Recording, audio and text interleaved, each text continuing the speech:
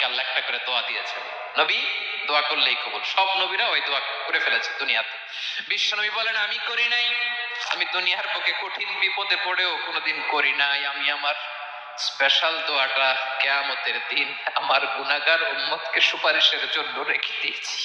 আজকে আমি তোমার দরবারে দাঁড়িয়ে কিয়ামতের দিন ওই দোয়াটা করছি। আল্লাহ, আমার যে উম্মতের হৃদয়ে যাররা পরিমাণ ঈমান আছে, আমার একটা উম্মতকেও তুমি জাহান্নামে ঢোকাতে পারবে না। পাগলের রান খাচ্ছিলেন, খেতে খেতে বিশ্বনবী বলেন আনা সাইয়্যিদুন নাস ইয়াউমাল কিয়ামা, আমি কিয়ামতের দিন সর্বশ্রেষ্ঠ হব, মানুষের মধ্যে সর্বশ্রেষ্ঠ সেরা আমি বিশ্বনবী। আলহামদুলিল্লাহ পড়েন। বিশ্বনবী বলেন সেদিনটা বড্ড ভয়ঙ্কর।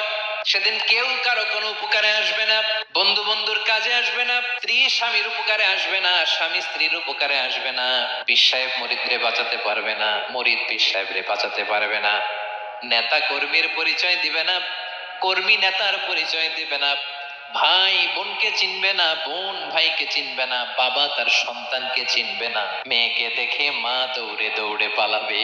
বড্ড ভয়ঙ্কর দিন। বিশ্বনবী বলবেন জমিনটা এখনকার মতো থাকবে না, পুরো জমিনটা সমান হয়ে যাবে, ফ্ল্যাট।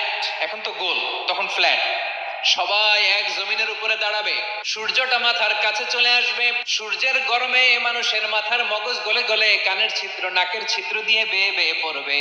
সবাই হয়রান পেরেশান ক্লান্ত শ্রান্ত।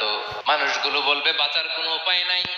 50,000 বছর মানুষ এরকম দৌড়াবে, চিৎকার করবে, কাঁদবে, বাঁচার কোনো উপায় নাই। সবাই বলবে আল্লাহ যদি বিচারটা শুরু করতো, যা হবার হবে, আগে বিচার শুরু করুন। বিচারই শুরু হয় না, বিচার শুরু হইতেই 50,000 বছর। আল্লাহ, 50,000 বছর, 5,000, 15,000 না, 50,000 বছর এরকম যাবে। মানুষগুলো কাঁদতে কাঁদতে বলবে চলো আমরা আদম আলাইহিস সালামের কাছে যাই, যেন আল্লাহরে যে সুপারিশ করে, আল্লাহ আপনি বিচার শুরু করেন। কিয়ামতের ময়দানে সবাই মিলে সাইয়েদনা আদম আলাইহিস সালামের কাছে যেয়ে বলবে ইয়া আবাল বাশার ইয়া আউয়ালাল আম্বিয়া, ও আদম নবী, আপনি দুনিয়ার বুকে প্রথম নবী। আল্লাহ নিজ হাতে আপনারে 60 হাত লম্বা করে বানিয়েছেন, আপনার সম্মানে ফেরেশতাদেরকে সেজদা দিতে বলেছেন। দুনিয়ার প্রথম নবী, প্রথম মানুষ আপনি, আপনি আল্লাহরে যে সুপারিশ করেন যেন আল্লাহ বিচার শুরু করে। আদম আলাইহিস সালাম বলবেন আমি পারবো না, কারণ আল্লাহ আমাকে একটা নিষিদ্ধ গাছের কাছে যেতে নিষেধ করেছিল, আমি ভুল করে এই গাছের ফল খেয়েছি। নাফসি নাফসি, আজকে আমার কি হবে আমি জানি না, আমি বড় লজ্জিত। আমারে যদি আল্লাহ জিজ্ঞেস করে কেন খাইছিলাম, আমার কোনো উত্তর নাই, তোমারে বাঁচামু কেমনে আমি? নবীরা থারথার করে কাঁপবে সেদিন। আদম আলাইহিস সালাম বলবেন আমি পারবো না, মাফ করো আমাকে, আমি পারবো না। ওই যে ভুল করে গন্ধম খেয়ে ফেলেছি, নিষিদ্ধ গাছের ফল খেয়ে ফেলেছে, আমি বড় লজ্জিত অনুতপ্ত, আমি পারবো না।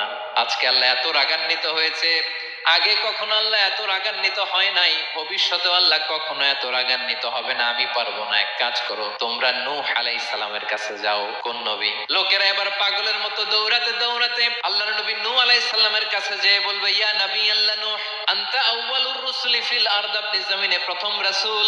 আদম আলাইহিস সালাম নবী ছিলেন, রাসূল ছিলেন না, এই দুনিয়ার বুকে প্রথম রাসূল ছিলেন আল্লাহর নবী নূহ আলাইহিস সালাম।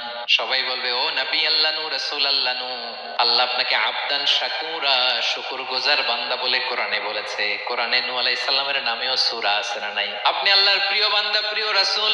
দেখেন আমাদের কি দশা, ঘামতে ঘামতে শেষ, জমিনটা তামার জমিন, সূর্যটা মাথার কাছে, কি করবো আর পারি না, ঘামতে ঘামতে আর কত ঘামবো, কত দাঁড়িয়ে থাকবো। আল্লাহরে যে বলেন বিচার যেন শুরু করে। নূহ আলাইহিস সালাম বলবেন আমিও পারবো না, আমিও পারবো না, আমি আমার ছেলের জন্য এক কথা বলে ভুল করে ফেলছি।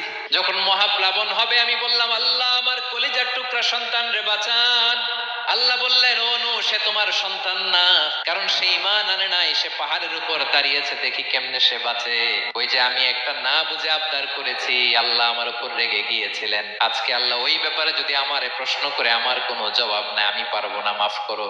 তোমরা সবাই মিলে আল্লাহর খলিল ইব্রাহিম আলাইহিস সালামের কাছে, লক্ষ নিযুত কোটি মানুষের ভিড়ে আল্লাহর খলিল ইব্রাহিমকে যে বলবে ইয়া খলিলুল্লাহ, ও আল্লাহর খলিল, আল্লাহ আপনাকে বড্ড ভালোবেসেছেন, আপনি কাবা বানিয়েছেন, আল্লাহ আপনাকে বড্ড পছন্দ করেন। দেখেন আমাদের কি অবস্থা, আপনি যে আল্লাহর কাছে সুপারিশ করেন যেন আল্লাহ আজকে বিচার শুরু করে। আল্লাহর নবী ইব্রাহিম বলবেন আমিও পারবো না, আমি আমার জীবদ্দশায় 3টা মিথ্যা বলেছি। কয়টা? আসলে মিথ্যা না, একটু টুইস্ট করে কৌশল করে কথা বলেছিলেন, ওইটাকে হাদিসে মিথ্যা বলা হয়েছে। আমি জীবনে 3টা মিথ্যা বলেছি, জীবন বাঁচানোর তাগিদে কৌশল করে 3টা কথা বলেছি। আজকের এই কঠিন ময়দানে আল্লাহ যদি ওই 3টা কথার ব্যাপারে জিজ্ঞেস করে, লজ্জায় আমি মাথা দেখাতে পারবো না, আমিও পারবো না, আমিও পারবো না। আজকে আল্লাহ এত রেগে আছে, আগে কখনো এত রাগে নাই, পরেও রাখবে না।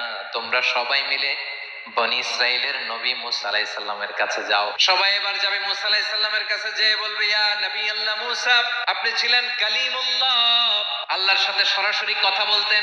রব্বুল আলামিন আপনাকে তাওরাত কিতাব দিয়েছেন, আপনি যে একটু সুপারিশ করেন। আল্লাহর নবী মুসা বলবেন, মাফ করো, আমিও পারবো না, আমি দুনিয়ার বুকে ভুল করে একটা মানুষকে মেরে ফেলেছি। আমি মারছিলাম আদব শিক্ষা দেওয়ার জন্য এক থাপ্পড়, এই থাপ্পড়ে যে ওই লোক মরেই যাবে আমি জানতাম না। আজকে আল্লাহ যদি জিজ্ঞেস করে কেন মারলা, জবাব আছে।